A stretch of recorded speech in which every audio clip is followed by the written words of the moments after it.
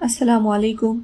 रसूलुल्लाह सल्लल्लाहु अलैहि वसल्लम ने फरमाया, सही मुस्लिम की रिवायत है, जब तुम में से कोई जमाई ले तो अपने मुंह को हाथ से बंद कर ले, क्योंकि उसमें शैतान दाखिल होता है। सही बुखारी की रिवायत है, रसूलुल्लाह सल्लल्लाहु अलैहि वसल्लम ने फरमाया, जब तुम में से किसी को जमाई आए तो वो अपनी क़ुव्वत व ताकत के मुताबिक उसे रोके, इसलिए कि जब तुम में से कोई जमाई लेता है तो शैतान हंसता है। तो आज से इस सुन्नत पर अमल करने की कोशिश करिए।